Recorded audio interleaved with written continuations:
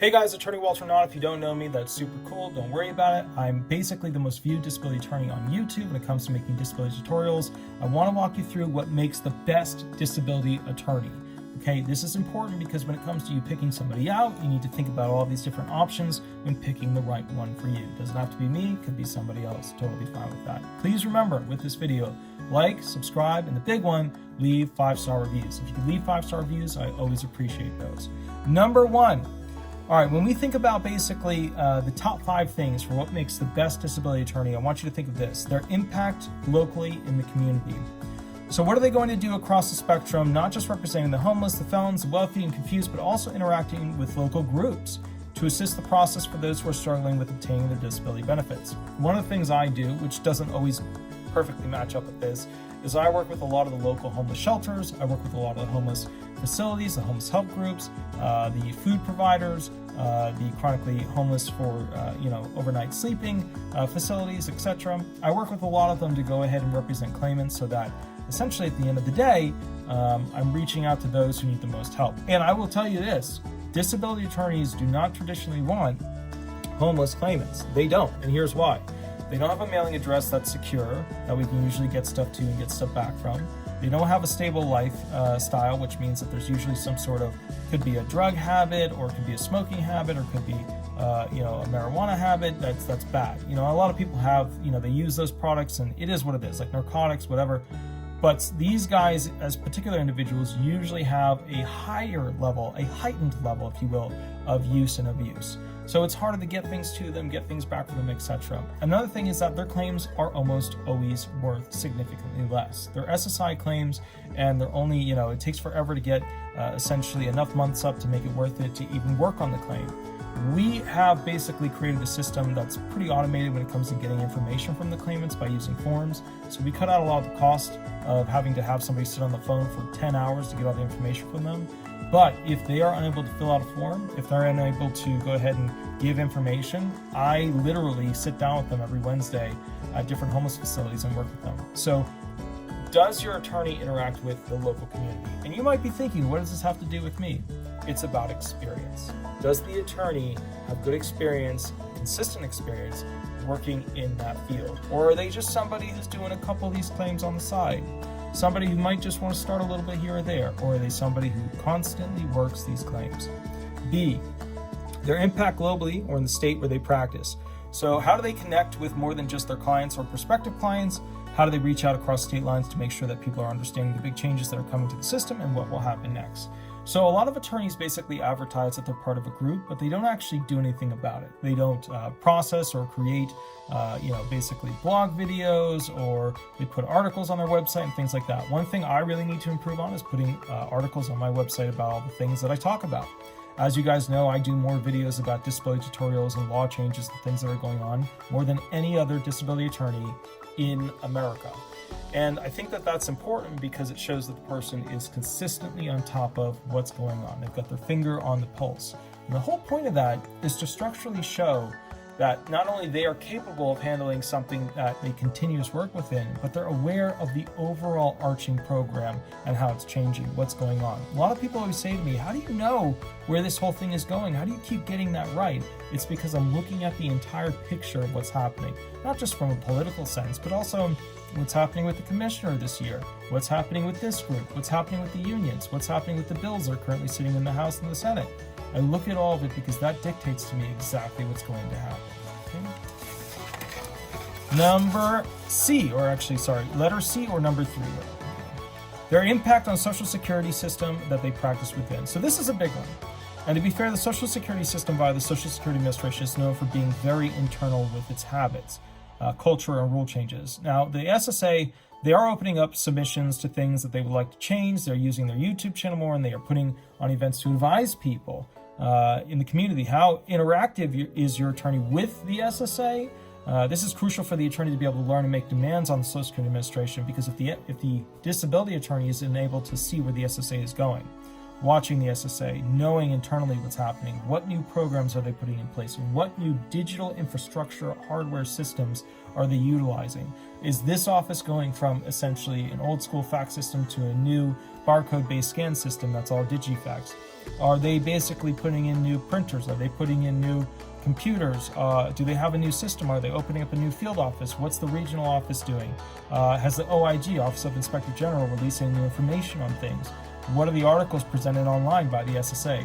This is crucial. Knowing what the SSA is doing in a modern, interactive layout, right? Knowing what the SSA intends to do, which way they're leaning.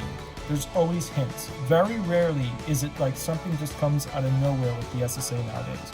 Back in the day, it was like that. But now, as long as you look for the signs, you'll be able to know. And that's what a lot of people tune into this, this actual channel for, or to know what signs are being presented to the American people so that we know specifically which way things are going based upon my knowledge and experience.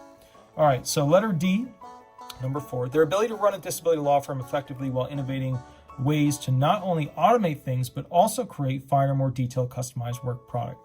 There's 2 things that a disability attorney has to do. There's some disability attorneys that do not work with the firm in the sense of owning the firm. They're just somebody who comes to the job, they sit there for their hours, they do their thing, they go home. You always see on Facebook that they're having a good time. That's because they have a life. Then there's other disability attorneys who actually own the law firm. You're not seeing them put a bunch of stuff on Facebook other than work stuff like this as a result because, very simply put, make this fair, they don't have kids, they don't have a spouse, or they do, and it's a work sort of environment. That's how it is. The thing you need to realize is that there are the really top-notch disability attorneys who own the firm, and then there are, you could say maybe not as top-notch disability attorneys who are just there to go ahead and practice for the hours that they have that day to get the check at the end of the month. Just realize there's those 2 types of disability attorneys. You have those that have invested their life into the system, and you have those who are there to do the job. They're there to learn the system, process it, get paid. Understand it, it's just how it is. Now, with that said, those who run the law firms have to balance things. They've got to know what to automate, right? What's important to automate. And they've got to know what's really important to customize. Automated stuff, collecting information. Creating work product, like, statements, motions, opening statements, briefs, things like that, that's where you want the custom work. Collecting information, automated, actual writing of information, convince the judge, convince the SSA, custom. That's what you want custom, that's what you want automated. Look into questions that you can ask the attorney that would automate certain things for the program for you giving information, but would give custom work product for those things about arguments for why you are disabled. Cool. Number 5, or letter E, how happy their clients are with them. So now in this field, you have a lot of mentally unsound people. So the gauge needs to include those individuals, but must also gauge realistic expectations. So in disability law, the way it works is you have mentally unsound individuals who might give crazy opinions. They're just not founded. They're just out there. They're just unrealistic. Then you have a lot of people who are like, I hired the person, they did this. This is what I expected. It is what it is, blah, blah, blah. Those are the people with the reviews that you want to look at, that you want to think, okay, this person actually is talking about something that's realistic. When you see somebody who just flies off the handle, they might be realistic. Don't totally discredit it. But look at those 5-star, 4-star, 3-star, 2-star, 1-star reviews. Look at the reviews of what they're saying, because inside that is a story for each person. And those people took the time to actually write why that disability attorney was capable of making them happy. This whole 1-star, 5-star, it's just a made up system. At the end of the day, was the person happy? Now, some people there's no way to make them happy. They just have unrealistic expectations. There's no way to really make them happy. We all get that. Okay, we've seen that in a lot of personal relationships. I have, you have, it is what it is. There's some people you can never make happy. But you can pick those people out in the reviews.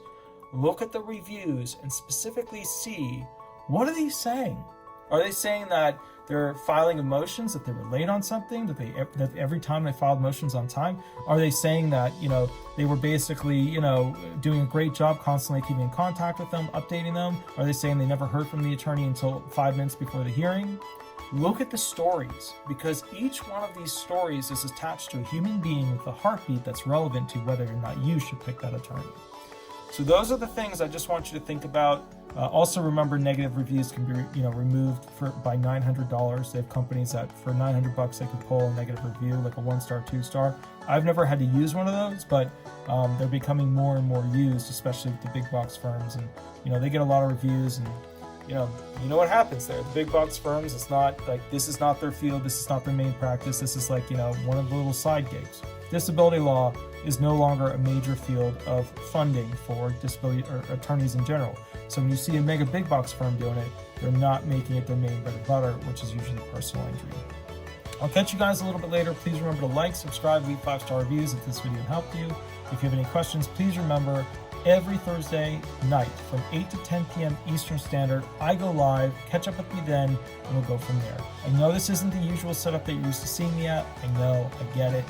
But kind of the bottom line is, I'm in New Jersey working the family farm, so I can be set up for rental stuff. You'll see some of those videos attached to the channel. Remember, every Thursday night, any questions, even if you're represented by somebody else, you can always call in. Just please use a fake name.